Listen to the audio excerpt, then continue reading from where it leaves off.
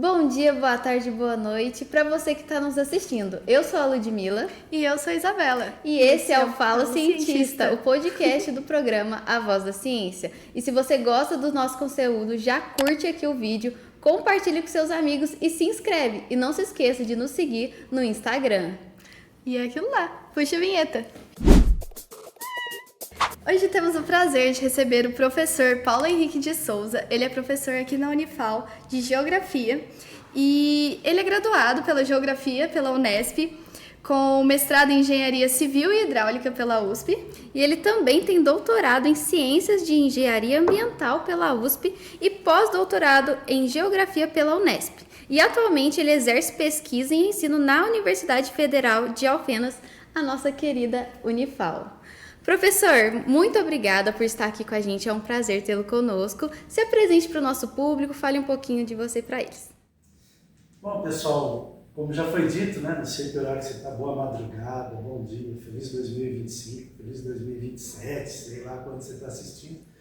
Mas é um prazer saber que você está assistindo, né, porque o objetivo nosso é justamente trazer uma ponte permanente com a sociedade e transferir para vocês todo o conhecimento que é desenvolvido e cultivado aqui dentro da nossa universidade, e eu acredito que outras também têm esse tipo de ação. Bom, já foi dito meu nome, eu fiz geografia lá na Unesp de Rio Claro, né? Às vezes eu brinco, meu currículo é meio Frankenstein, porque eu fiz geografia, depois mestrado em engenharia civil, depois doutorado em engenharia ambiental, aí o pós-doutorado eu falei, não, vou fazer geografia para dar uma, né?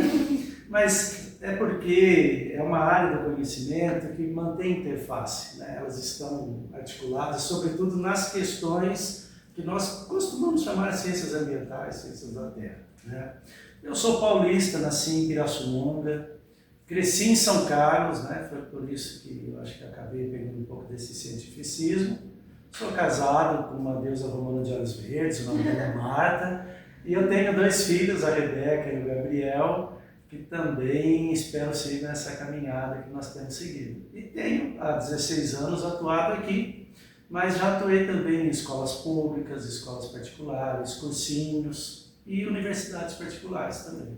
Ah, que legal. Aproveitando que o senhor falou, né, sobre essa questão de começar na geografia, depois sair e voltar, geografia foi a sua primeira opção de curso?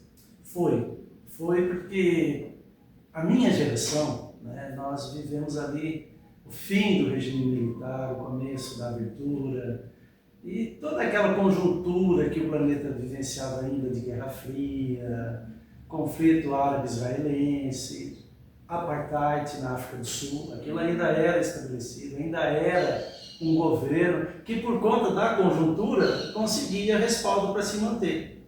Então, era um mundo muito efervescente. E olhar assim, as contradições da sociedade, do sistema, era uma coisa muito instigante. E aí você imagina, como eu disse, eu nasci em Pirassununga. Todo 6 de agosto, 7 de setembro, desfile, aquele desfile magnífico.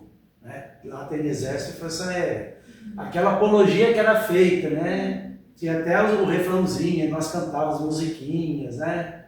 E aquilo ia gerando na gente uma distorção da realidade. Porque para não assumir os seus equívocos e os seus erros, o sistema preferia fazer das fraquezas uma culpa externa, quando era uma culpa interna.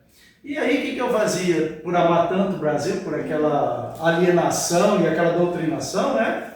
Eu acabava pegando os livros de geografia e ficava lendo, mas o problema do Brasil é o petróleo por culpa dos outros que são gananciosos, né?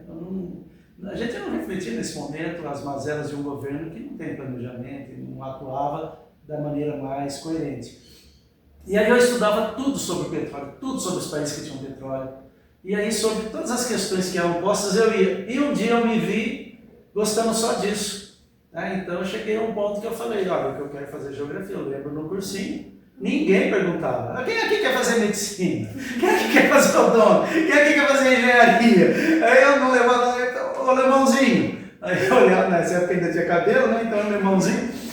Aí, alemãozinho, você? Quando eu falava assim, geografia, parava a sala, né? E era a época do cursinho lotado, aqueles anfiteatros, né? Então o cursinho parava, o pessoal olhava, geografia, cara, o que você tem na cabeça? Mas veio disso, né? Dessa visão de mundo, daquele sonho de, um dia eu vou ser presidente do Brasil, eu vou consertar o Brasil, sabe?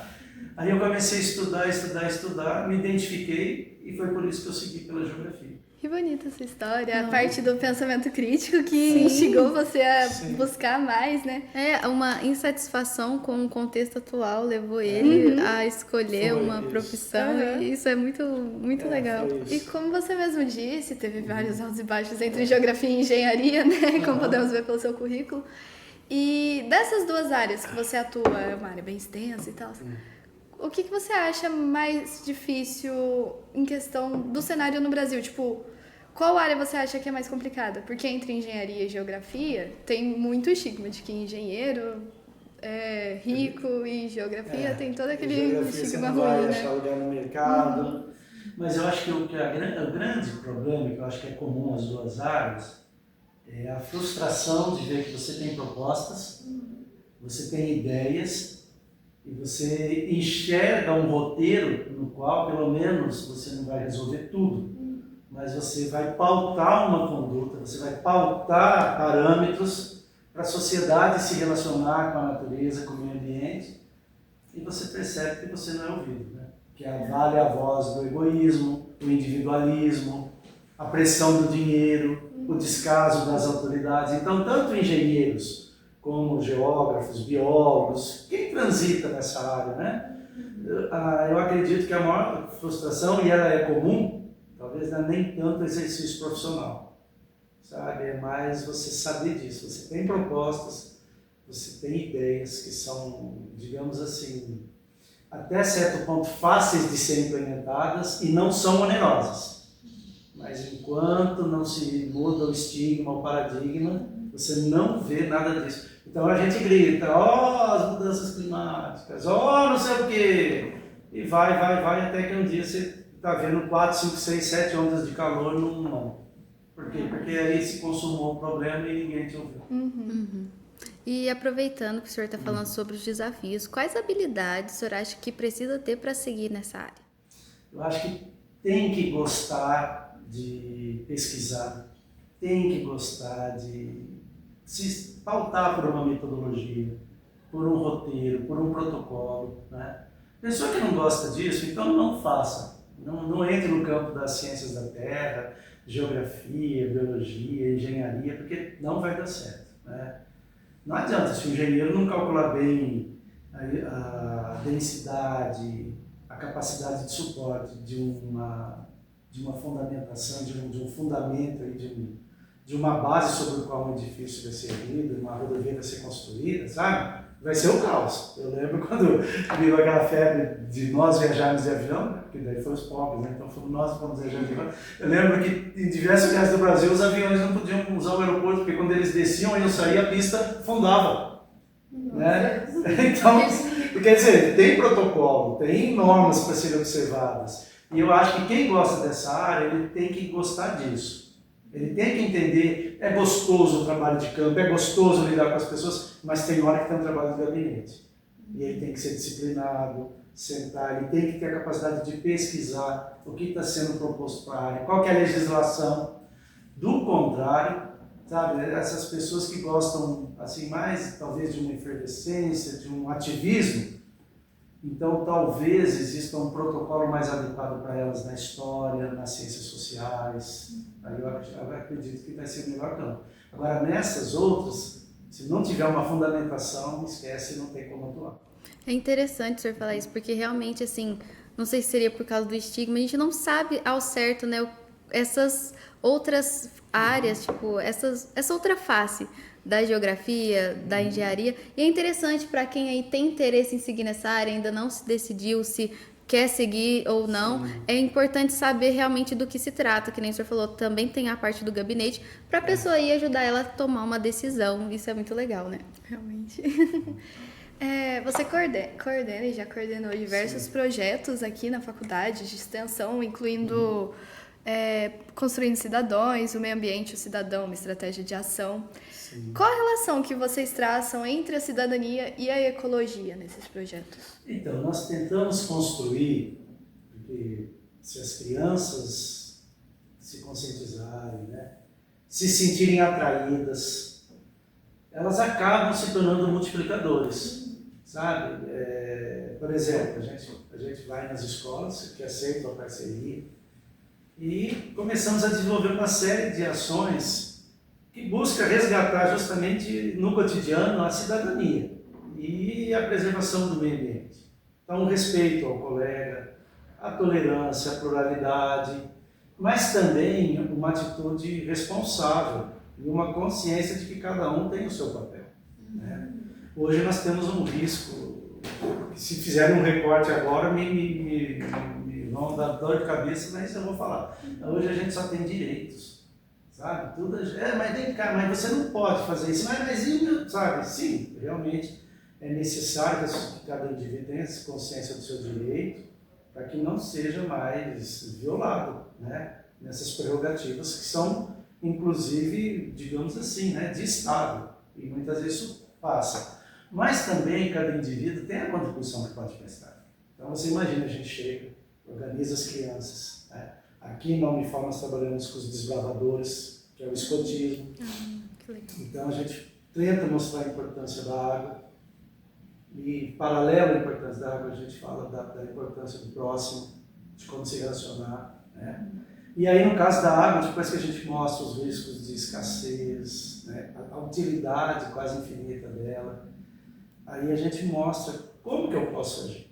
Aí a gente tenta construir valores em relação aos colegas de tolerância, pluralidade, inclusão, e aí a gente mostra por que eu não posso fazer isso com a natureza, né? E um exemplo que às vezes o pessoal das escolas faz uma boa reclamação, e as famílias, é que a gente, por exemplo, pede para eles, traz a conta de água e de luz. E a gente vê o consumo. Não os valores, porque isso muda, né? Então, mas você vê o consumo. Quantos quilowatts, quantos litros de água? E aí a gente pergunta, né? A gente mostra as atitudes que são irresponsáveis, tudo. E a gente pergunta para as crianças, o que daria para você mudar? Será que alguma dessas você se enxerga? Como é que é seu banho? Como é que é na hora de escovar o dente? Como é que é na hora que você vai ajudar a limpar do lado de fora da casa, com a mangueira, né? Será que daria para economizar em relação à energia, né? Mas sem culpabilizar ele, né? Porque, na verdade, o Brasil exporta água. Então, se tiver problema de água, né? Eu não sei se a gente pode usar certas palavras, então não vou usar, mas há um segmento que precisa de muita água para suas atividades e para exportar depois os seus produtos. E isso é uma exportação de água. Então, você não pode também culpabilizar quem faz o consumo mínimo. Mas se um dia ele se torna um desses empreendedores, se ele não aprendeu a ter a responsabilidade em relação àquilo. Interessante desses projetos é justamente plantar a sementinha na cabeça da criança para lá para frente ela entender que, tipo, se no começo ela fechava o torneiro enquanto escovava os dentes, agora ela olha o consumo de empresas. Lógico, porque ela pode ser, né? E aí, lá na frente, depois disso assimilado, a gente pede para ver de novo as contas. E aí é muito gratificante ver que houve uma redução do consumo. Só que às vezes os pais, os funcionários das escolas, a pessoa que trabalha na limpeza, né? Professor, hein? Agora eu não vou fazer nada com os meninos. Tia, fecha a torneira. Pai, você já tá gastando. Mas é interessante. Então aí o que a gente faz? É por isso que a gente caminha dentro desse binômio. Aí a gente mostra o resultado. Tá? Foi gratificante, foi benéfico. Aí a gente também aplica. E na relação sua com o colega? Depois desse tempo aqui com a gente, aprendendo sobre liberdade, tolerância, pluralidade e inclusão. Como é que está entre vocês a relação também? Melhorou igual a conta de água? Sabe? Então a gente tenta fazer dessa forma, ecologia e cidadania. E é interessante porque às vezes a gente fala assim, vai trabalhar com crianças, elas podem se esquecer, se perder tudo. A única vez que eu agredi um colega de sala, eu estava no ensino fundamental, a minha professora falou assim, você estava certa até o momento que você bateu no seu colega. Porque eu estava justificando que eu bati nele porque ele me bateu. Ela falou assim, você estava certa até o momento que você bateu no seu colega. Você não esqueceu mais. Nunca mais eu esqueci. Eu tinha os meus 5 anos, 6 anos e marcou a minha vida.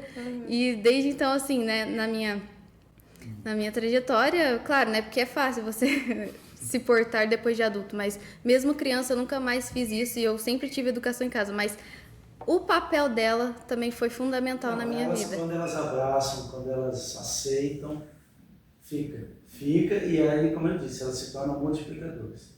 Porque daí o pessoal faz essa boa reclamação. Não é que eles estão incomodados com a gente, né? Mas eles dão um retorno de que, olha, tá funcionando, viu? Não posso varrer o pátio da escola aqui com a torneira aberta, que o menino já chega de mim. Tia, o que é isso, né? Sim. Então, E assim, aproveitando que a gente está falando sobre isso, que tem muitos projetos em escolas, ONGs, qual foi os melhores achados, assim? Você acha que algo que te marcou, resultados?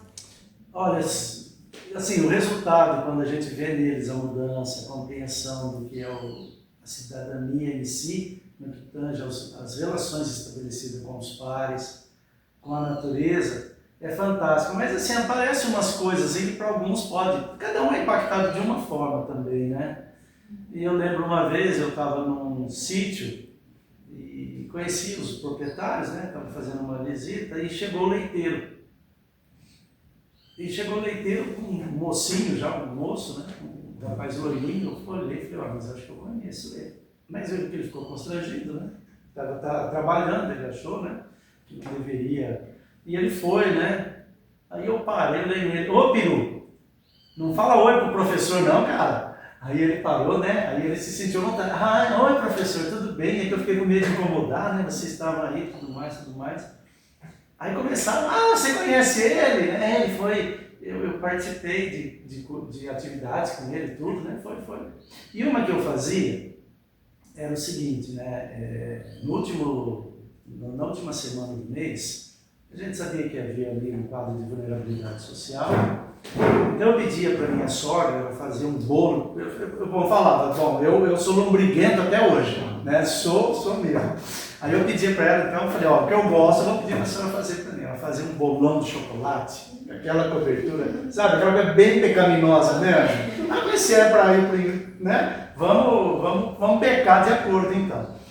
E aí eu assim, para eles não perderem também a significância, eu pedia para eles, eu falava, olha, me ajuda aí, cada um com 50 centavos, para a gente poder comprar as coisas, porque eu sabia que na cabecinha deles eles não iam conseguir quantificar o bolo, o refrigerante, essas coisas, né? Mas que eles também não estariam lá como que esmolando, né? E os 50 centavos davam um jeito, eles arrumavam. E aqueles meninos que eram tão assim, aí eu parava, né? Falava, bom, hoje nós vamos encerrar aqui a nossa atividade cantando parabéns para quem fez aniversário esse mês. Porque eu sabia que muitos nunca tinham recebido um bolo. De lá um bolo de chocolate daquele tamanho, com refrigerante, salgadinho, né? Fartura. Você acredita que ficava um silêncio? Mas ficava um silêncio, eles não conseguiam cantar parabéns. Se eles tivessem ido numa festa, eles cantariam. Mas quando era para eles, esse tipo de carinho, esse tipo de acolhimento, sabe? Esse pertencimento, eles nunca tiveram. E aí eu falei, gente, vamos! E não cantava, e eu ficava lá, né? Parabéns pra você. E os que estavam ali em pé ficavam assim, mudo, né? E aí a gente começava a comer tudo, né? E era assim um momento agradável, né?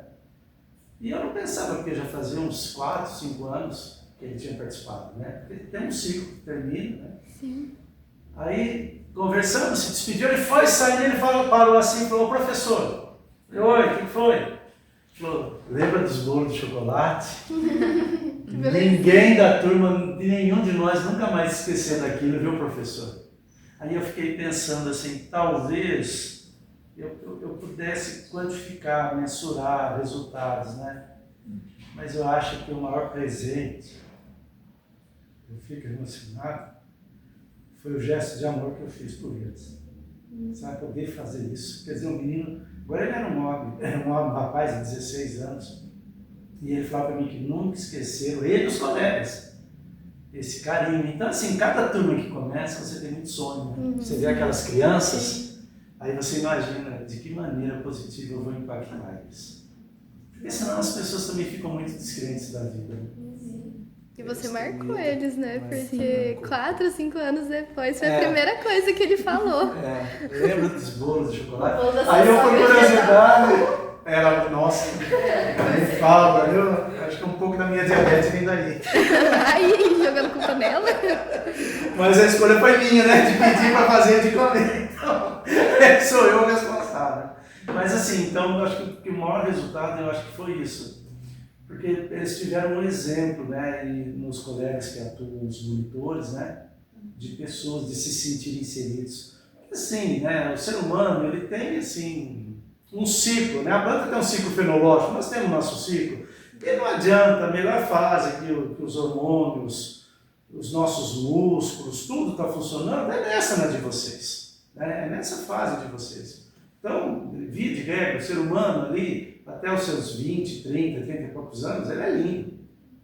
Então, para esses meninos, ver vocês, os monitores, vindo, interagindo com eles, adentrando esse espaço, porque, sabe, eu não sabia disso, tem criança aqui em Alfenas que acha que paga para estudar aqui.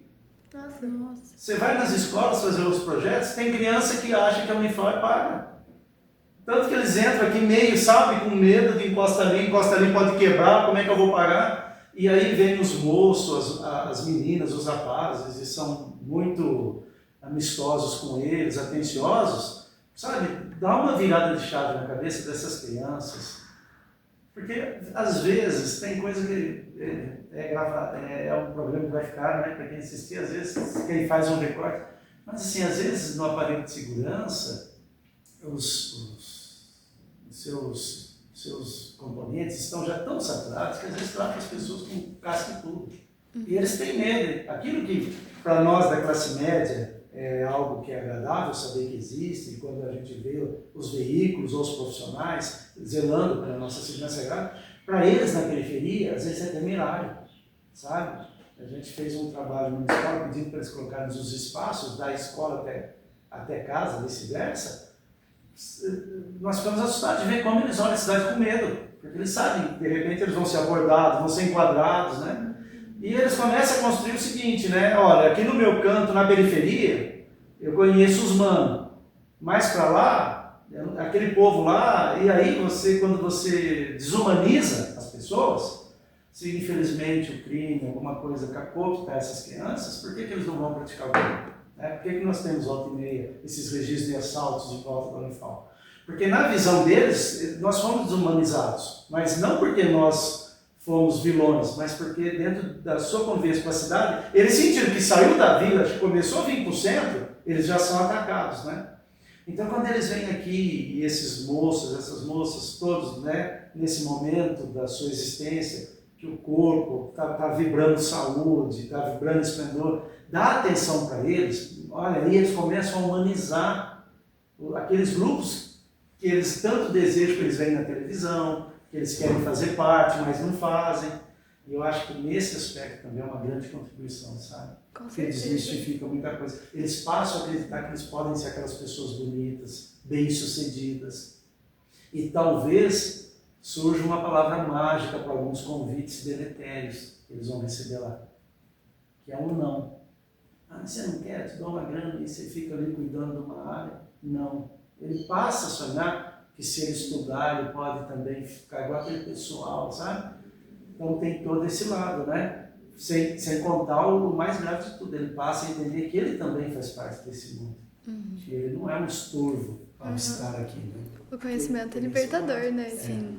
E por isso que eu gosto tanto dessas iniciativas de quando tem crianças de escolas aqui conhecendo a universidade, realmente para despertar nelas essa vontade de continuar estudando, saber que o estudo é para todo mundo, se você quiser. Que nem o senhor mesmo partiu de uma situação ali na sua juventude meio complicada e isso te despertou a vontade de estudar, de mudar a realidade. Entender que por mais que ele esteja ali na periferia, vivendo uma realidade difícil, ele vai ter apoio se ele escolher por isso. A gente vai estar aqui para ajudar, para apoiar as escolhas. E que esse é um futuro que pertence a ele também. Né? Porque às vezes alguns são tão ensinados, são tão assim, alienados de que eles não têm valor, que no fim eles acreditam. Sim. Né? Eles acham que esse mundo não é deles. Então, por que se importar com o que acontece com eles? Né? Por que mudar a sociedade? Por que acreditar em alternativas políticas? Né? Para que faz sentido? Porque o sistema tenta, né? É sempre a máxima dividir para você governar, né? Então a gente tenta quebrar isso, mostrar que nós não somos divididos. Um povo dividido não subsiste, né? Não, de forma alguma. E, nossa, a educação ela é importante em várias etapas, né? Você pode servir como molde também para aquela criança. abre a mente dela, ver pessoas em lugares que ela gostaria. E ter um professor bom, nossa, faz total diferença, porque o tanto de professor que eu olho e fico, nossa, eu quero ser igualzinho a ele quando eu crescer. Não, e assim, os adulta. monitores, e vocês, o que é de menina, vamos supor vocês duas, o que é de menina de 7, 8 aninhos, mas a alegria dela quando vai ter atividade é ficar abraçando vocês, assim, sabe, as meninas que vêm monitoras, é ficar abraçando, porque elas olham, ai, como ela é linda, ela parece da novela, ela parece do filme, sabe? E aí ela abraça, porque parece que ela está dizendo, não, mas isso aqui é real, tá vendo? Olha, e se eu ficar bonita que nem ela, sabe? Porque até nisso elas às vezes não acreditam. Por isso que algumas até, inclusive, permitem ser, de uma forma, infelizmente, triste, né? Se tornar uma mercadoria. Não, assim, eu não estou dizendo no sentido dela não ter o direito de se vestir como ela quer, fazer o que ela quiser. Mas muitas vezes eu acho normal os homens tratarem ela como um objeto. Porque vai ver a única, digamos assim, representatividade, significância que ela vai ter. Então, quando ela vê as monitoras como vocês, e aí estudam, e elas descobrem, não, ser bonita não quer dizer que eu preciso ser uma mercadoria na mão de ninguém, eu só preciso ser feliz, eu só preciso acreditar no futuro, crescer. Nossa, e os meninos, né? Eles veem os rapazes, aí fica dando aquelas batidas, sabe? Fazendo, e eles se sentem tão de poder, sabe? Estar com esses moços, tudo. Aí eu fico olhando e falo, gente, mas que coisa incrível. E olha, eu vou dizer uma coisa para vocês, o pai e a mãe traz os valores, traz assim, eu digo, uma postura, mas como os modelos são os mais jovens, sabe? Eles miram muito mais assim, as pessoas da idade de vocês, às vezes, do que o próprio pai e a mãe. Sabe? O sonho é se tornar igual, né? Então, aproximar esses mundos é que nem fundamental. a Isa falou mesmo. Às vezes chega um professor e a gente fala, nossa, é isso que eu quero ser, sabe? Tipo, realmente ter ali um objetivo, né? Que às vezes em casa não tem um exemplo, ou se tem, parece que tá pulando etapas. Parece que a gente desassocia, né? Parece que a gente desassocia. Não, esse aqui é o calma, exemplo eu de pai e ainda- mãe. Agora o exemplo de sucesso, de profissional, é isso, né? Eu acho que é isso que acontece, não sei. Ainda não consegui mapear. Mas eu sinto, é muito bom isso. Mas isso de influenciar que você tá falando, que a gente também influencia muito, tipo, a gente tá na época das redes sociais, né? Então o que mais Sim. tem são influencers, tanto pro bom quanto pro ruim. É. E com isso a gente lê diversas notícias tendenciosas e até falaciosas. Tipo, a reportagem hoje em dia ela tá muito focando não no conteúdo em si, mas na visibilidade. Sim. E isso influencia muito em questão geopolítica mesmo de tudo que tá acontecendo. Eu estava no feriado lá no Rio, né? Fui lá visitar os parentes, estava lá. Não estive lá em Copacabana, né? Estava lá no Rio. Nossa, a Lady Gaga pôs uma bandeira do Brasil, não fazia 20 minutos. Eu fiquei pensando, como é que tem gente que vive para isso? Já tinha alguém que já tinha pego aquela foto e já tinha redigido, olha, Lady Gaga grita, nossa bandeira a bandeira de vocês nunca será vermelha. Nossa, ela não tinha dito nada disso. Percebe? Então você vê que tem pessoas assim, de má índole, que elas estão ávidas para em qualquer momento dissipar mentira, dissipar isso, dissipar aquilo. E hoje a gente vê isso inclusive em relação à informação, né? E olha, por incrível que pareça, a gente vê estudantes acreditando que a Terra é plana.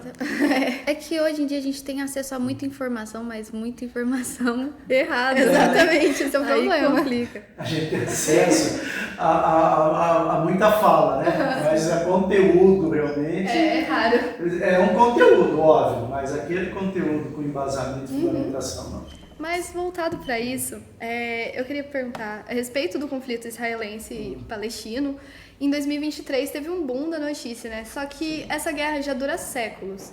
E eu queria saber, aconteceu algum motivo para esse boom em 2023 ser comentado até por pessoas que nem sabiam da existência da guerra? E se o conflito cessou todos esses anos e retornou, ou ele só simplesmente foi manipulação da mídia? Infelizmente, eu tenho um colega, né, que inclusive já teve aqui Alfenas, deu palestra, o Rodrigo Silva, ele apresenta o programa Evidências na TV Novo Tempo, é arqueologista, é teólogo. E ele, andando por lá nas gravações dos programas que ele faz, ele falou para mim, olha, conhecendo essas pessoas como eu conheço, ele falou, eu não vejo a guerra como uma opção da população. Para mim está cada vez mais claro que é um projeto da elite. É a elite que articula isso para se sustentar no poder, para implementar uma agenda que, infelizmente, por pior que seja, ele incorporou aquele objetivo de vida e agora ele esquece que ele ocupa a chefia de um Estado. E ele acha que ele está tomando uma atitude pessoal, né? E, infelizmente, nós temos aí um equívoco, né? De novo, há um risco aí da fala, né? Se fizerem um recorte, mas o que a gente vai fazer, né? Eu acho que o Ocidente ele comete um erro muito grave quando ele associa questões metafísicas como questões de Estado. Sabe? Eu vou à igreja 3 vezes por semana, eu leio a Bíblia todo ano, esse ano eu já estou lendo a Bíblia pela 30ª vez, tá? Então já vou dizer isso para não soar nada preconceituoso. Mas o Ocidente ele tem um grave erro, ele acha que apoiando Israel ele agrada a Deus. E às vezes ele não põe limite para a barbárie que Israel começa. Na guerra, foi que a Bíblia, sua professora te falou, você está certo até o momento que você também agride. Então, eu não estou dizendo que é inocentes, né? Infelizmente, o Hamas foi lá e fez aquela invasão, matou gente inocente, praticou uma violência, né? E agora que começa todo esse processo. Mas me parece que nesses últimos tempos, essa ênfase, esse engajamento, vem justamente desse ativismo religioso. E aí eu vejo que nós convivemos com uma sociedade que eu acho que ela se diz religiosa, mas não é a Bíblia. Sabe? A Bíblia, quando ela faz profecias, quando ela tenta usar uma simbologia para garantir uma autopreservação, para que ela alcance todas as gerações, então se às vezes ela deixasse muito claro que o Império Romano era um poder do mal, talvez ela não tivesse chegado nem na Idade Média, né? Então por isso ela usa uma simbologia. A Bíblia sempre deixa claro, ela descreve, eu, Daniel, vi um leão que surgiu, ficou em pé, é um animal. Vi um urso com 3 costelas na boca, e mesmo que tenha aspectos assim, no seu morfismo, um leopardo de 4 cabeças, um carneiro com 2 chifres, sabe? Ela está usando assim, elementos da natureza, que não são aberrações, mas sempre que Estado e religião se misturam, aí a Bíblia usa uma expressão que não existe na natureza, que é uma aberração, que não é uma coisa que agrada a Deus, então, que é a besta. Eu vi uma besta que surgiu do mar, uma besta que surgiu da terra, uma besta que surgiu do abismo. Sempre que a Bíblia faz o uso desses elementos, ela está deixando claro para o seu leitor, para o religioso, o seguinte: filho, por mais importante, por mais valorosa que seja toda essa doutrina, esses ensinamentos, lembre-se, isso aqui sempre vai ser escolha pessoal. Isso aqui é algo para a vida pessoal. Tudo bem você e aqueles que veem dessa forma se reunirem, terem um prédio, e terem uma identidade, uma denominação, mas nunca imponha aos outros. Quando o Estado, então, com o seu braço forte, passa a abraçar esses valores e impor, a Bíblia já descreve isso como besta, né? Você vê, todas as civilizações não fazem isso, nunca teve essa promiscuidade. Quando os portugueses chegaram aqui, haviam 2 líderes, mas cada um na sua área. O pajé cuidava das questões espirituais, mas quem cuidava da aldeia, das questões políticas de guerra, era o cacique. Todas as civilizações sabem, você não mistura isso. E hoje, infelizmente, de alguma forma, algumas lideranças têm conseguido se apropriar disso, porque é algo que é muito assim, próprio da espécie humana, né? Um trovão te assusta, você já fica com medo, né? Então, ter segurança é fundamental e muitos vão procurar isso na religião. Então, eles percebendo isso, eles abraçam começam a organizar um segmento, mas não em defesa de um mundo melhor, em defesa de projetos pessoais. E eu acho que, infelizmente, essa visão distorcida das coisas tem contaminado a prática política, tem contaminado os estados. E aí, um mediador que pudesse tentar colocar as coisas no seu devido lugar, deixa de existir. Por quê? Olha, todo mundo viu quando o presidente Lula tentou apresentar alguma postura diante da violência, poxa, foi um crime, 1.200 pessoas morreram, mas até quando eles vão continuar matando para se vingar? Meu pai disse, já mataram 50 mil, não está bom. Poxa, não foi lá que viveu o Senhor Jesus Cristo, que falou, quando te feriu uma face, vira outra e oferece? Não foi ele que falou, o bem que quereis que vos façam, façais também ao seu próximo? Sabe? Quer dizer, esses religiosos não leem isso? E aí só porque é Israel, então está vindicado, está justificado, continua matando, e isso passa a ser pauta. E aí você tem as áreas da política, a esquerda, a direita, né? E um segmento se apropria disso. Então, ai de quem falar de Israel. Porque daí ele sabe que nós não estamos demonizando, satanizando o Estado de Israel. Mas nós estamos dizendo o seguinte, que às vezes quando dois brigam, um terceiro neutro precisa chegar e falar, gente, já passou do limite, vamos agora acomodar as coisas, vamos ter um pouco mais de racionalidade aqui, tudo. E isso não está vendo, porque quem seria essa voz seria o Ocidente. Mas parece que agora há um momento civilizatório onde o Ocidente está perdendo essa capacidade. E por conta do quê? Dessa promiscuidade. E me perdoe se não gostarem do termo, mas é promiscuidade. Quando você mistura religião com política, com Estado, nem a Bíblia autoriza esse tipo de associação. Entendi.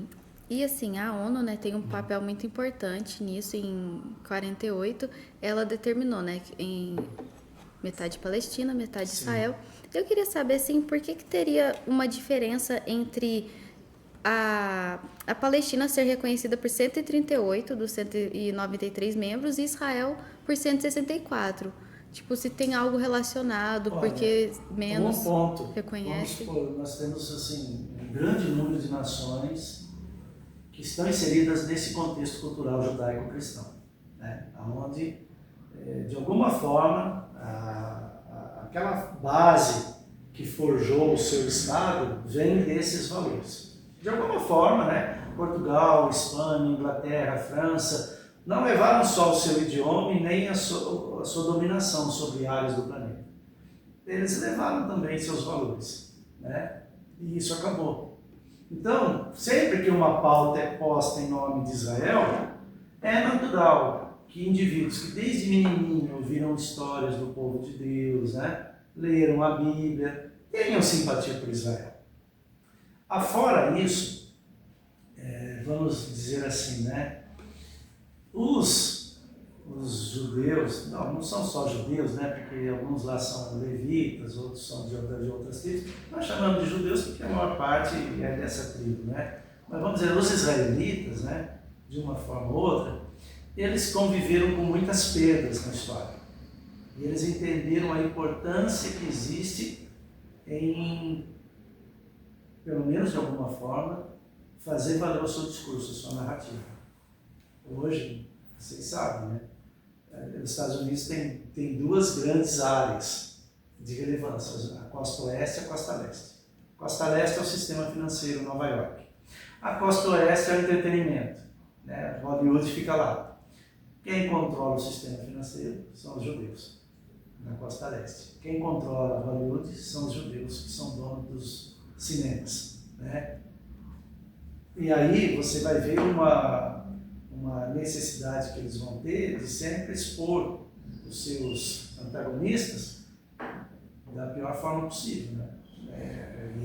Eu não justifico nada aqui, o que aconteceu na Segunda Guerra, mas você não consegue ver filme antigo da Segunda Guerra que você vê um alemão que presta. Pode ver. Né? Por quê? Porque os judeus sabem o que eles fizeram quando eles estavam sob a égide do nazismo. Então eles tomaram esse cuidado, vamos mostrar que isso aqui era ruim. Da mesma forma, né, eu falo isso para os alunos, você vê filme de mocinho índio, às vezes dá lá 20 tiros no índio e ele não morre. Quando o mocinho coloca a mocinha em perigo dentro do trem para eles conseguirem fugir, o índio, tudo machucado com uma flecha, mata o mocinho, toca aquela música triste do filme, você termina de assistir o filme com ódio dos índios. É agora que isso foi revisto né, na indústria cinematográfica. E a mesma coisa em relação aos árabes. O Ocidente não apresenta sociedades árabes ou as sociedades islâmicas, né, de uma forma muito simpática. Você só imagina eles com o perfil de terrorista, de violento e de agressor. Então, querendo ou não, um dia você foi criança, um dia você é primeiro-ministro, um dia você é presidente, você é um grande empresário, você é um agente de influência. E aí você carrega isso com você. E se você não traz uma simpatia por aquele outro segmento, você não vai incentivar que haja simpatia em relação a ele.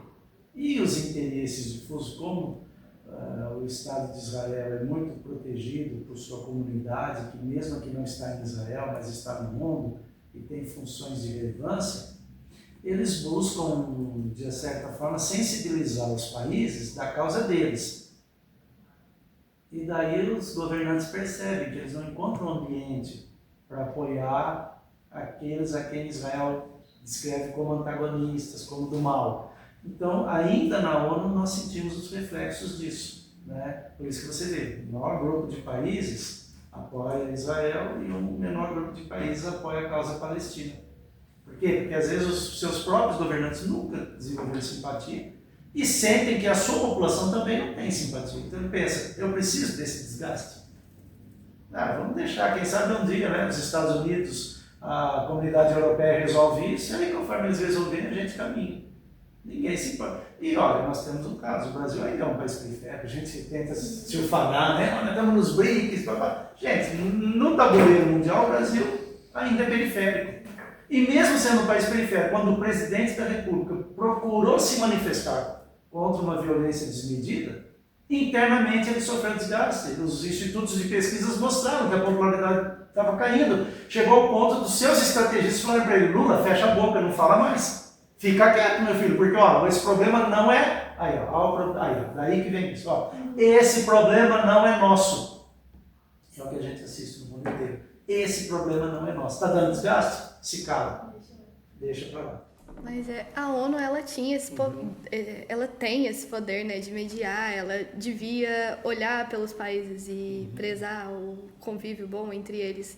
Você acha que ela está fazendo um bom papel ou que ela está fazendo algum papel entre essa guerra? Bom, quando a ONU já possui na sua estrutura uma coisa chamada, né, de conselho, aquele conselho lá que se reúne e 7 países têm poder de veto, ali ela já mostra que ela não é igualitária, né?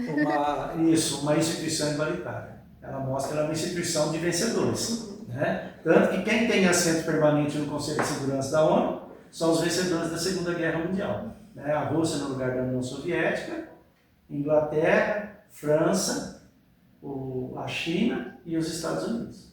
São eles 5. O resto é convidado a ficar ali como membros temporários. Então aí formam-se 10. Né? Mas os outros 5 votam, mas quem tem poder de veto são só eles, então ela já não é igualitária. E, na verdade, o interesse dela é manter o status quo. E eles não têm. Sim, há muitas ações através da Unesco, através das agências de saúde, né, da Cruz Vermelha, que são importantes e nós não podemos abrir mão delas. Mas no bojo do tabuleiro geopolítico, de estratégias, interesses, não. A ONU não tem agido, porque justamente ela criou uma diferenciação, ela criou níveis de importância, e nós, o resto do mundo, fica relegado à massa de manobra. Sim, e assim, além da ONU, né, a gente viu vários líderes pedindo para cessar fogo, entre eles o falecido Papa Francisco, né? Sim. E qual que foi, assim, o papel dele nesse contexto, visto que ele é um símbolo, né, respeitado por grande parte da população, assim, qual foi o papel dele no pedido de cessar fogo? Ele buscou mostrar que todo indivíduo que ocupa uma posição de relevância tem que se importar com os eventos que acontecem no planeta. E tem que ser uma voz que se soma àquelas que buscam entendimento, pacificação e o fim da violência. Infelizmente, mesmo sendo uma autoridade, ele também é refém, né? Porque ele lidera o quê? Uma grande comunidade cristã. E como eu já disse antes, uma comunidade que é extremamente simpática a Israel. Nós amamos Davi, que luta contra o gigante, né? Nós vemos assim aquela epopeia do povo de Israel que sai do Egito e vai e conquista sua possessão, sabe? Nós louvamos Davi, nós admiramos a inteligência de Salomão, invejamos a força de Sansão. Então percebe? Ele sabe que ao mesmo tempo que ele é um líder, ele também é uma representatividade.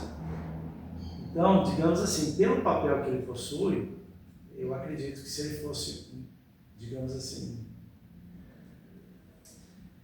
imune a isso, eu acho que ele poderia ter feito até mais. Se ele tivesse conclamado os católicos a se posicionarem, a não aceitarem. Mas aí eu acho que ele tentou ter qual equilíbrio? Ele falou, e se depois eles se acostumarem? É o maior movimento religioso do planeta, né? E se eles se acostumarem, qual vai ser a repercussão disso no dia a dia? Eles entenderem que agora eles vão chegar na porta de cada prefeitura pelo planeta e exigir, nós queremos isso, isso, isso. Em cada estado, em cada país, agora vai ser essa pauta. O que vai ser do mundo, né?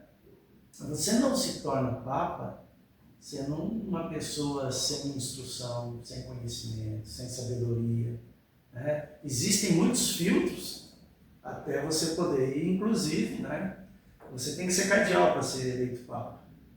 Então, por mais que haja uma figura mítica ao redor dessa função, houve antes uma qualificação para se chegar ali. E talvez, né, ele se vê confinado a isso. Ele conhece a história da Idade Média. O que aconteceu no mundo quando a igreja veio, assumiu um papel mais ativo e chegou para os reis e falou, ó, agora é o seguinte, a banda toca desse jeito, tá? Ele viu, ele sabe quantas fogueiras foram acesas, que talvez morreu mais gente nas perseguições do que na peste negra.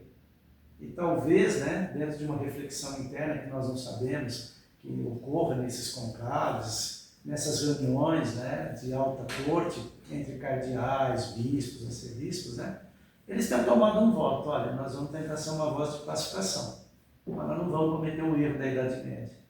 Então eu vejo que ele tentou ser essa voz, que tentou mostrar presidentes de países, presidentes de empresas, pessoas que ocupam o mundo. Hoje tem youtubers, né? Você vê o MrBeast, às vezes a fala de um cara desse vale mais que de um presidente de um país, conforme a expressão desse país, né? Então eu acho que ele quis mostrar isso. Você sabe que muitos vão te ouvir. Então quem sabe se nós começarmos a fazer um convite pela paz, quem sabe a gente não consegue sensibilizar as pessoas? Foi uma postura positiva, né? Alguns gostariam que ele tivesse se engajado mais. Mas olha, gente, infelizmente, se ele se engajar mais, aí vai acontecer aquilo que a gente tem visto em alguns movimentos evangélicos, né? E aí qual vai ser o estrago? Sabendo o tamanho que tem a Igreja Católica no planeta. Aí numa condição dessa, se forma de novo aquilo que a Bíblia reclama. Eu não quero besta, eu quero a natureza sendo a natureza. Poder espiritual, poder político de Estado, poder político de Estado. Não faça essa promiscuidade, porque isso não leva a lugar algum. Então talvez por isso ele teve que se limitar a esse papel, mas que foi muito bom, porque pelo menos mostrou, né, que, olha, vamos parar, gente, vamos tentar construir a paz. É importante, porque apesar de, tipo, um pequeno ato, não um pequeno ato, mas um ato, apenas esse ato, eu acho que ele tem dimensões enormes, vai mudar muitas pessoas mesmo. Vocês viram a comoção que foi agora a escolha do novo Papa, do Leão XIV, né? A gente vai falar disso. Então pode falar. Já adiantou aqui. A próxima pergunta, aproveitando, a gente acompanhou recentemente o conclave, a eleição do novo Papa, o Leão XIV. Isso. E eu gostaria de saber qual a sua opinião a respeito do Papa ser estadunidense. Se isso influencia alguma coisa, principalmente nesse governo do Trump, porque tinham estigmas ruins e bons a respeito dele, por ele ser estadunidense, mas ele tá parecendo... Não sei, eu tô gostando. Olha, uma coisa que é importante, né? E é uma máxima. Quando eu começo a assistir, assim, eu já eu já convivi com algumas eleições, né? E uma coisa que eu não esqueço os repórteres dizerem, eu não sei nem por que eles mesmos dizem isso, depois eles mesmos se traem, né? Eles dizem, quem chega papável sai cardeal. E aí, em matéria de Vaticano, quem sabe não fala, quem fala é porque não sabe. Então eles falavam, olha, vai ser aquele papa lá da Itália, do norte da Itália, tem também aquele nigeriano, tem também aquele, né? Saiu a listinha com foto de todas e a fim, personalidade. Foi esse. Né? Como o Francisco foi a mesma coisa. Ah, pode ser fulano, por quê? Porque quem fala é porque não sabe. Né? E eu acho, assim, existem dois aspectos, né? Dois aspectos emblemáticos. Existe o aspecto do campo religioso, que muitos não vivenciam, não conhecem, aquelas questões de profecias bíblicas, né? Justamente porque lá no Apocalipse diz que a mulher que se assenta sobre o mundo está sobre a cidade de 7 colinas, e Roma é a cidade de 7 colinas, né? Então, desde Camões, Isaac Newton, né, quando eles faziam às vezes menções aos extremismos daquele momento do poder romano, né, eles faziam uma alusão à Bíblia, que estava, cuidado, hein, você está se enquadrando naquela figura, aquela figura da besta, né? Newton, quando faz os seus estudos sobre o livro de Daniel, Newton que eu estou falando, gente, é Isaac Newton mesmo, da física, né? Camões, quando escreve os Lusíadas, ele também faz lá um versinho onde ele fala, e tu, ó bispo de Roma, sabes, tu és o homem do Apocalipse, né? Então, veja, é uma coisa que caminha no mundo religioso, então causou muita comoção, porque em algumas interpretações proféticas, os Estados Unidos representam aquela besta que surgiu da terra, com aparência de cordeiro que fala como dragão, ou seja, né? Chegou propondo democracia, liberdade, só que hoje traz um mundo ali com um monte de ferro, né? Então, lógico, isso aí vai causar comoção, mas é uma praia que nós não vamos conversar aqui sobre, né? Não pode resumir uma pessoa, um país também. Sim, tipo, e aí outra, quem quiser, procura aí uma igreja, vai fazer estudo profético, né? Dizem muito sobre até o Brasil, né? Questão de achar que a gente é tudo igual, que a gente vive no mato. Tipo... Agora, no que diz respeito... Então, ó, um conselho, se você quer... Várias igrejas, elas oferecem cursos, né? Você pode estudar a Bíblia com eles, fica à vontade, é muito bom, conhecimento nunca é problema, né? Agora, na questão geopolítica, havia uma preocupação de quem não conhecia a trajetória dele. Porque você vê o momento dos Estados Unidos. Os Estados Unidos deu uma guinada para a direita que está assustadora. Assim, uma frase histórica no Brasil foi do deputado, quando ele explicou para o militar. Ele falou, o problema do AI-5 não é o senhor. Ele falou, não é o senhor. O senhor aqui, todas as câmeras estão postadas no senhor. O problema disso é o policial lá na esquina. Como ele vai lidar com o poder que está sendo agora conferido para ele, constitucionalmente. E nós sabemos o que aconteceu recentemente, o filme brasileiro que foi premiado no mundo inteiro, onde um deputado é tirado de casa só por ter a sua opinião e nunca mais volta para casa, né? Então, para quem não tinha um conhecimento da trajetória do Papa, ficou aquele medo, porque hoje nos Estados Unidos a gente está vendo que tem vizinhos que estão atacando os agentes da polícia de imigração, porque eles estão sendo truculentos, eles estão chegando, pegando os indivíduos assim e, sabe, parece que a Idade Média agora é a praxe nos Estados Unidos. Então eles pensaram, meu Deus, os homens já estão assim, agora vem um Papa de lá ainda, o que vai ser do mundo? Mas, para aqueles que conheceram a trajetória dele, sabem que a linha dele é do Francisco. Ele foi nomeado cardeal pelo Bergoglio há 2 anos. Ou seja, o Bergoglio, quando percebeu que estava enfraquecido, que a vida dele não seria mais extensa, o que ele procurou fazer? Ele procurou assegurar que viesse alguém que fosse equilibrado, que entendesse o que essa cadeira significa e a força que essa cadeira possui, né? Os estudiosos de geopolítica dizem que a primeira brecha no Muro de Berlim foi a eleição do João Paulo II para Papa, de um polonês, lá da Cortina de Ferro para Papa. A CIA dizem, né, que a primeira reunião que teve porta fechada com ele, a CIA trouxe uma foto de satélite mostrando ele em Varsóvia e aquele mar de pessoas em volta dele. E a CIA estava falando para ele: o senhor sabia a força que o senhor tem? Que o senhor pode ajudar a gente a tornar essa parte do mundo democrática? E as leituras geopolíticas que são feitas do período dele entendem que ele foi uma peça fundamental no fim da União Soviética e na queda do Muro de Berlim, né? E o Francisco, conhecedor então da projeção que esse cargo possui, o bispo de Roma, ele procurou se assegurar de que viesse alguém assim. E por mais que aqueles que estão assustados com o Trump ficassem preocupados, na verdade, agora é o grupo do Trump que está preocupado. Porque eles têm na figura mais emblemática do planeta alguém de uma linha que não é de direita. Sabe? Então, nesse sentido, foi muito importante a eleição dele. Porque traz um contrapeso lá de dentro. Então, se as pessoas que não conhecem, né, não são vaticanistas, não acompanham bem a história das personalidades, dos cardeais, dos arcebispos, né, não precisam se preocupar. Ele vai ser um contraponto justamente a esse momento, me perdoem a expressão, porque eles já estão achando que podem processar até os membros da nossa Suprema Corte, né? Às vezes um professor não me fala então, mas me perdoe o termo, mas esse momento me parece de barbárie pelo qual a política norte-americana começa a se pautar. Espero que depois eles me processem também, né? Aproveitando que a gente está falando ali sobre os Estados Unidos, o governo Trump, a gente viu, né, que aumentou bastante a questão das tarifas de produtos importados sobre a China. E qual que é o impacto que isso pode ter internacionalmente? Bom, num primeiro momento, eu sinto assim, a leitura que esse grupo que chegou ao poder nos Estados Unidos fez é qual? Olha, foi muito bom baratear a produção. Os lucros aumentaram vertiginosamente. Agora, como é que fica a conta do Estado?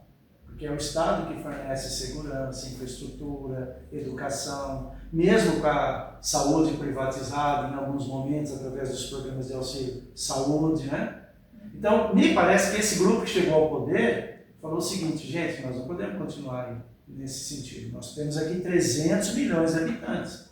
Depois da China e da Índia, nós somos o país mais populoso do planeta. Não temos a grandeza da Índia, que está em primeiro lugar, nem da China, que está em segundo. Mas nós somos o país mais populoso depois deles. Essa massa de desempregados que começa a se formar aqui vai ficar até quando? Isso vai ser uma fraqueza interna. Como é que vai ficar a nossa condição de estar sempre na vanguarda, estar sempre à frente? É muito bom ser cabeça, ruim é ser cauda, sabe? E os estrategistas, então, que com esse grupo chegaram ao poder, entenderam o seguinte: olha, está na hora de trazer a produção de volta e gerar empregos aqui nos Estados Unidos, mesmo que diminua o lucro das empresas. Porque senão, daqui a pouco, como é que nós vamos fazer com essa massa, essa mão de obra que está aqui? Então, qual foi a estratégia que eles utilizaram? Vamos taxar. Porque o lucro que ele vai ter com a mão de obra mais barata lá, ele vai perder na taxação. Só que isso, na verdade, alcança quem? O consumidor final. É uma economia de livre mercado. Mas eles quiseram trucar, pagar o preço. Então, o objetivo maior dele não é manter as taxas. O objetivo maior dele é assegurar que toda aquela atividade que possa ser transferida para os Estados Unidos seja transferida. Haja pleno emprego. E eles, então, né, aquele sonho da América grande novamente. Né? E no que diz respeito ao mundo? Olha, esse mês agora de abril, foi o mês que o Brasil mais exportou. Sobretudo porque as compras da China aumentaram e de outros países. Porque agora, com essa questão, né, o que os países também fizeram? Bom, já que eu não posso vender para você nesses preços, então eu também não compro o que eu compro de você. E, para o azar deles, nós somos excelentes concorrentes, pelo menos em commodities, né? Para quem nos ouve, commodity, gente, é aquela produção mais básica, sabe? Alimento, minério, petróleo, sabe? Não é um produto manufaturado, não é tipo um celular, não é uma televisão, não é um carro, sabe? É aquelas coisas que você não precisa... Bom, precisa hoje de tecnologia para produtividade, né? Mas são produtos que você quase faria de uma forma extrativista. Então, veja, o Brasil ele é muito bom, nós temos excelência nesse campo. E aí nós começamos a vender mais. Então, Por um lado, ela traz o seu custo, por outro, ela abre oportunidades. Mas oportunidades para quem? Para quem também está na vanguarda. E a gente sabe que o Brasil, nesse segmento, ele é vanguarda. Então, o Brasil nunca exportou como exportou em abril. Para nós, hoje, apesar de também sofrermos uma taxação média de 10%, nossa, que ele continue com isso. Todos os mercados que os Estados Unidos perderem, nós vamos abocanhar. E serão recursos que estarão vindo para o Brasil, empregos que estarão sendo gerados no Brasil, né? E benefícios que o Brasil vai desfrutar disso.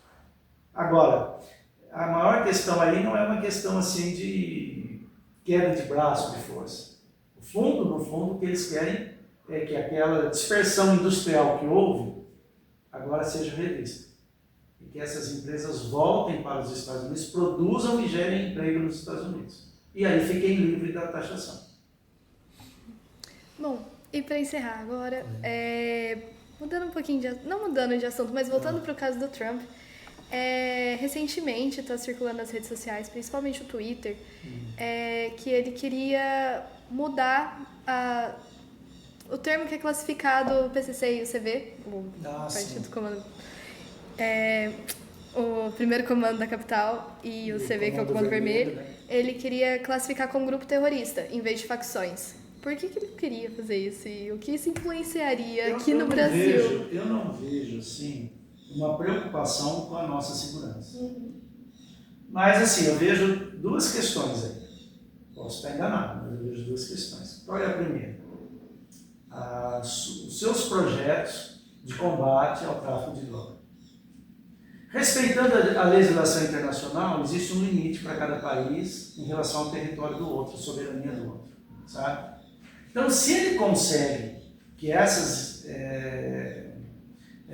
associações sejam classificadas não como criminosas, mas como terroristas, o que ele vai conseguir? Ele vai conseguir ter amparo legal para fazer algumas incursões.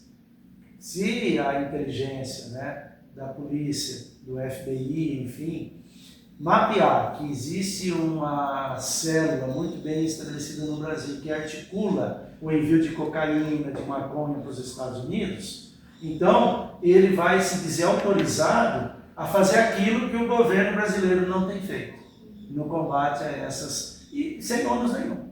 De repente ele manda aí, que nem o pessoal assiste em filme, né, que nem vocês veem nos filmes, o Rambo, o Sylvester Stallone, né? Eles pegam o aviãozão deles, eles podem tomar quantos tiros for, eles não morrem, né? Eles são homens de aço.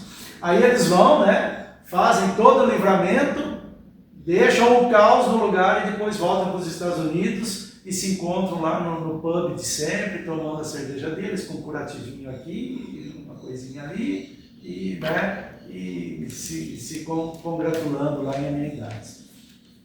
Não é bem isso, mas assim, no caos, sim. Você imagina uma incursão militar em algumas áreas periféricas do Rio de Janeiro, de São Paulo, no interior do país, né, o que pode causar. E fica ônus para nós. Aí fica ônus para a gente. Então, uma das estratégias é essa. Classifica eles como terroristas. E aí aquele bloqueio, aquela ética da legislação internacional cai para mim, eu posso fazer. E, infelizmente, uma segunda é o quê? Ele está dizendo que ele só está expulsando dos Estados Unidos os imigrantes que são bandidos. Se o Brasil concordasse com isso, tem gente que acha que o Brasil está inocentando o bandido. Não, o Estado brasileiro não está deixando de ver o PCC e o Comando Vermelho como associações criminosas. Mas o Estado brasileiro está se lembrando que existe um grande número de brasileiros residentes nos Estados Unidos de forma ilegal. E que vão ter, né, Deus me livre, né, não estou afirmando que o FBI faz isso, então daqui a pouco mais uma oportunidade de processo. Estou dizendo assim, mas pode ser que uma pessoa muito, sabe, Caxias lá, que quer mudar o mundo e ela acha que é o dever dela, de repente, acessando os dados dos indivíduos lá no sistema deles, na base de dados, escreve essa pessoa como membro de uma dessas associações. Ali ele já tem um álibi na mão. De ir lá, aprisionar aquele indivíduo e falar, não, nós vamos te mandar embora porque você é um criminoso. Eu sou o quê? Você é ligado ao PCC, você é ligado ao Comando Vermelho, você é um terrorista, então você vai embora dos Estados Unidos. Então, assim, os estrategistas brasileiros tiveram esse cuidado, falaram, não, se a gente... toda ajuda é muito bem-vinda para combater o crime organizado. Nossa, estamos aqui de portas abertas. Mas nada que fira a nossa soberania ou que facilite que vocês tratem nossos cidadãos como cidadãos de segunda classe. Aí basta o agente de segurança classificar ele como membro do PCC ou do Comando Vermelho, porque às vezes um primo, um colega fez parte disso, para ele ser enquadrado como terrorista e pronto, ter o álibi perfeito para prender ele lá e excluir ele das suas prerrogativas constitucionais e da sua liberdade de cidadão. É isso, né? Caramba, né, gente? Que tema! É realmente, assim, dava para discutir esses assuntos por horas e horas, né? Uhum. Mas... A gente podia falar até de mudanças climáticas, tanta coisa. Com certeza. É que tudo tem que ter um limite, senão fica cansativo, né? A gente falaria assim querer, mas a gente respeita vocês, né? Daqui a pouco fala, não vai acabar, eu estou gostando, mas agora eu tenho que fazer outra coisa. Mas a gente gostaria de te agradecer, inicialmente, por estar aqui, trazer um pouquinho de conhecimento, de atualidade sobre o que acontece, não só aqui no Brasil, mas no mundo, para a gente ficar mais a par do que acontece mesmo. E te agradecer pela disponibilidade e por estar aqui conosco. Foi realmente um prazer tê-lo com a gente. Ficamos muito felizes com a sua presença aqui. Nossa, foi muito bom conversar, foi muito bom trazer o meu discurso, a minha narrativa, né? Acho que vocês vão ouvir outros, enfim. Eu não me vejo depositário da verdade, né? Mas é gostoso compor aí o elenco de discursos, de argumentos, de ideias, para que todos possam fazer as suas escolhas, né? Eu quero só exemplificar, por exemplo, né? Eu dou aula de climatologia e eu sou aquecimentista.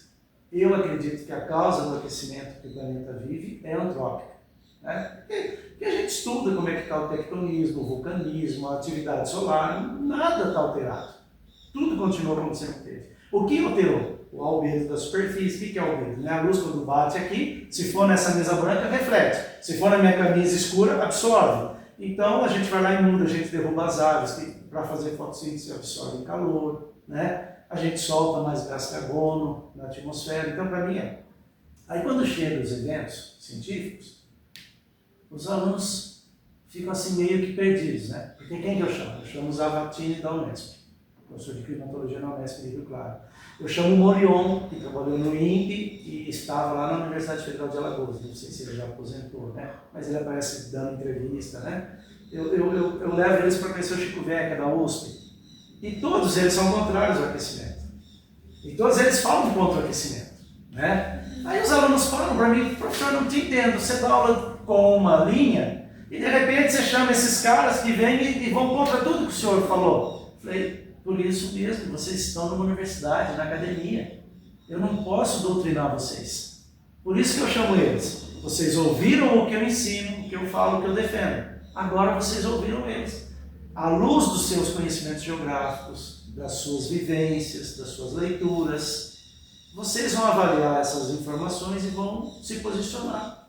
Mas se vocês puderam se posicionar, vocês não foram roubados do direito de ouvir os dois sinos baterem para ver o que toca melhor. Né? Então, entendam, tá? Pode ser que você não concorde com o que eu disse aqui, com as opiniões que eu expressei, mas ela está nesse elenco de ideias. E se de alguma forma eu fui desrespeitoso, ou sei lá, de alguma forma alguém, né, ficou um pouco constrangido, me perdoa, não foi o objetivo. Nós discutimos questões amplas, né? Não discutimos pessoas, movimentos, segmentos, ideologias. Esse é o prazer do debate. Com certeza. Com certeza. E se você ficou com alguma dúvida, comenta aqui nos comentários a sua dúvida que o professor pode responder posteriormente. Obrigada por acompanhar a gente até aqui e tchau!